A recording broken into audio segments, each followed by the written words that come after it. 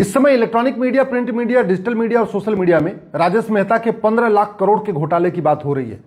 और जो पहले होता आया वही फिर से हो रहा है। तू मैं आरोप प्रत्यारोप, नूरा कुश्ती बतौलेबाजी, तू चोर मैं सिपाही। इस समय 15 लाख करोड़ के घोटाले की बात तो हो रही है, लेकिन इस बात पे चर्चा नहीं हो रही है कि ये घोटाला चीन में क्यों नहीं होता, जापान में क्यों नहीं होता, सिंगापुर में क्यों नहीं होता, अमेरिका में क्यों नहीं होता, भारत में क्यों होता है। और जब जब घोटाले हुए तब आरोप प्रत्यारोप, नूरा कुश्ती बतौलेबाजी हुई है, प्रेस कॉन्फ्रेंस हुई है, लेकिन अस्थायी समाधान की बात कभी नहीं हुई। 1948 में जीप घोटाला हुआ, 1950 में मुंद्रा घोटाला हुआ, 1971 में नगरवाला घोटाला हुआ, 1985 में फॉर्डर स्कैम हुआ, 1987 में बोफोर्स स्कैम हुआ, 1991 में पामोली स्कैम हुआ, 1992 में स्टॉक मार्केट स्कैम हुआ, और तू मैं आरोप प्रत्यारोप हुआ, नूरा कुश्ती बतौलेबाजी हुई, तू चोर मैं सिपाही हुआ, मामला ठंडा पड़ गया, फिर एक नया स्कैम हो गया। 1995 में केरल हाइड्रो इलेक्ट्रिक स्कैम हुआ, 1996 में जयललिता का स्कैम हुआ, 1997 में टाटा ट्रक घोटाला हुआ, जलगांव हाउसिंग स्कैम हुआ, 1998 में प्लांटेशन घोटाला हुआ, 2000 में मैच फिक्सिंग हुआ, 2001 में केतन पारेख घोटाला हुआ, फिर रोशनी एक्ट घोटाला हुआ। तू मैं आरोप प्रत्यारोप, नूरा कुश्ती बतौलेबाजी, तू चोर मैं सिपाही, प्रेस कॉन्फ्रेंस, दुनिया भर का सब कुछ हुआ, लेकिन न नियम बदला गया न कानून बदला गया। 2002 में स्टैम्प पेपर घोटाला हुआ, फिर उसके बाद प्रोविडेंट फंड घोटाला हुआ, फिर ताज कॉरिडोर घोटाला हुआ, 2003 में अनाज घोटाला हुआ, टीचर रिक्रूटमेंट स्कैम हुआ, 2004 में मानेसर लैंड स्कैम हुआ। खूब चर्चा हुई थी रॉबर्ट वाड्रा के घोटाले की, गांधी परिवार के घोटाले की, हुआ कुछ नहीं। 2005 में पनडुब्बी घोटाला हुआ, 2006 में लुधियाना सिटी सेंटर घोटाला हुआ, नेवी वार रूम लीक घोटाला हुआ, 2008 में हसन अली के टैक्स चोरी का खूब मामला आया था, खूब चर्चा हुई थी, प्रेस कॉन्फ्रेंस, सब कुछ हुआ, तू मैं आरोप प्रत्यारोप, लेकिन नियम कानून नहीं बदला गया। 2008 में ही राशन घोटाला हुआ, 1,86,000 करोड़ का कोयला घोटाला हुआ, 1,36,000 करोड़ का 2G घोटाला हुआ, कैश फॉरवर्ड घोटाला हुआ, 2009 में सत्यम घोटाला हुआ, 2010 में हाउसिंग लोन घोटाला हुआ, फिर कॉमनवेल्थ घोटाला हुआ, आदर्श हाउसिंग घोटाला हुआ। कॉमनवेल्थ घोटाला हुआ, 2G घोटाला हुआ, कोयला घोटाला हुआ, आदर्श हाउसिंग घोटाला हुआ, तू मैं हुआ, आरोप प्रत्यारोप हुए, नूरा कुश्ती बतौलेबाजी, तू चोर मैं सिपाही, प्रेस कॉन्फ्रेंस, सब कुछ हुआ, लेकिन एक भी नियम, एक भी कानून, एक भी सिस्टम बदला नहीं गया। 2011 में पोर्ट स्कैम हुआ, 2012 में ग्रेनाइट स्कैम हुआ, फिर जंगल घोटाला हुआ, फिर कोयला घोटाला हुआ, वक्फ बोर्ड घोटाला हुआ, सिंचाई घोटाला हुआ, एनआरएचएम घोटाला हुआ, उसके बाद खनन घोटाला हुआ, बालू घोटाला हुआ, नेशनल हेराल्ड घोटाला हुआ।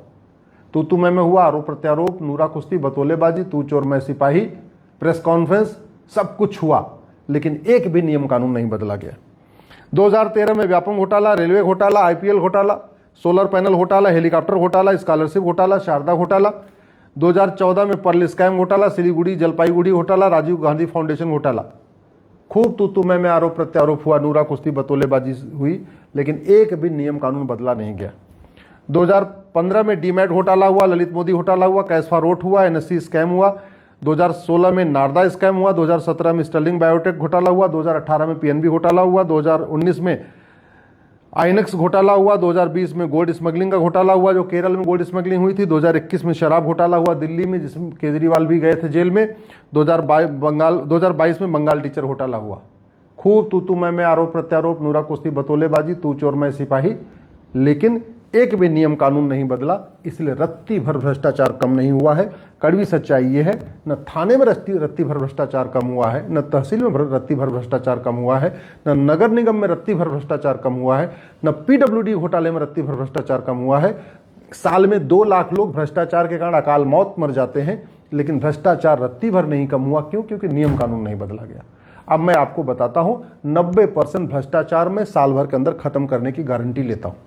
ये जो नियम कानून में बता रहा हूं बदलने की, अगर ये बदल जाए, 90% भ्रष्टाचार खत्म हो जाएगा, भारत में सतयुग आ जाएगा, भारत में राम राज्य आ जाएगा, भारत विश्वगुरु बन जाएगा, परम वैभव का लक्ष्य प्राप्त हो जाएगा, भ्रष्टाचार कम कर दिया जाए। तो सबसे पहले क्या करना पड़ेगा आपको? ये 1861 वाला घटिया पुलिस एक्ट बदलना पड़ेगा।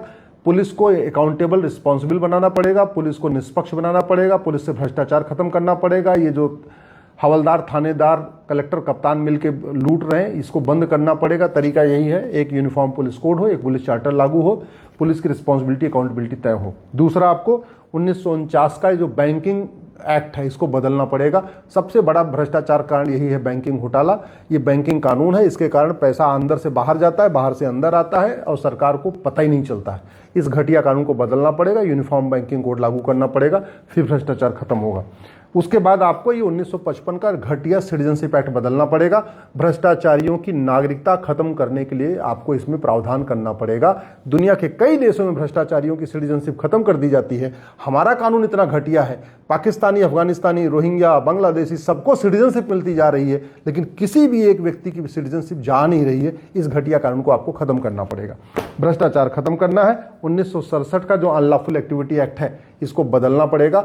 आपको करप्शन को, बेनामी लेन देन को, आपको हवाला को, आपको अनलॉफुल एक्टिविटी डिक्लेयर करना पड़ेगा। फिर पुलिस यूएपीए लगाना शुरू कर देगी। घूसखोरों पे भी, कमीशनखोरों पे भी, दलालों पे भी, भ्रष्टाचारियों पे भी यूएपीए लगना शुरू हो जाएगा।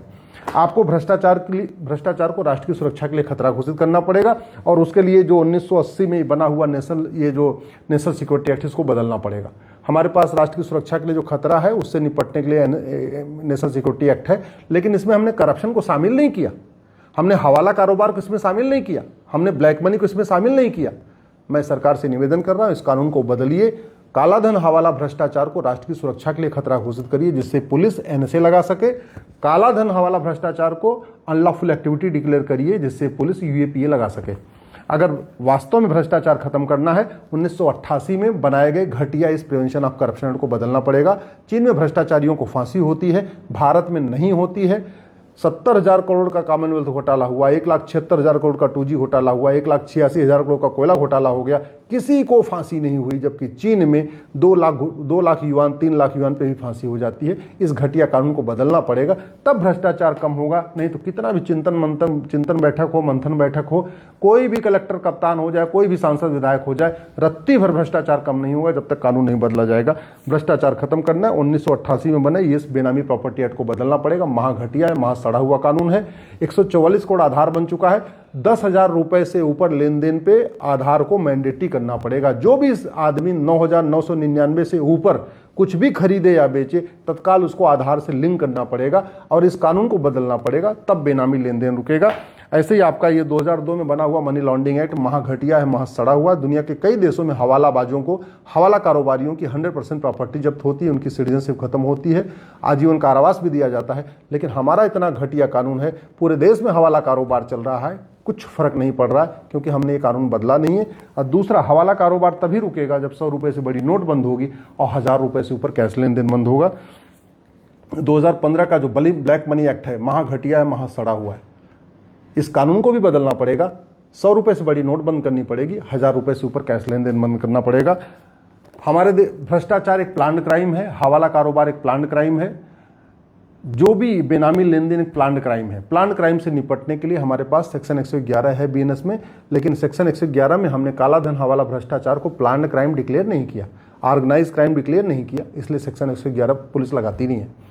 काला धन, हवाला, भ्रष्टाचार आतंकवाद से भी बड़ा खतरा है। आतंकवाद से साल में 1000 लोग मरते हैं, भ्रष्टाचार कारण साल में 2 लाख लोगों की अकाल मौत होती है। लोग आत्महत्या कर लेते हैं, मजबूरी में मर जाते हैं, उनकी सुसाइड हो जाता है, सब कुछ हो जाता है। एक्ट ऑफ टेररिज्म जो सेक्शन 113 इसको बदलना पड़ेगा और काला धन, हवाला, भ्रष्टाचार को एक्ट ऑफ टेररिज्म डिक्लेयर करना पड़ेगा।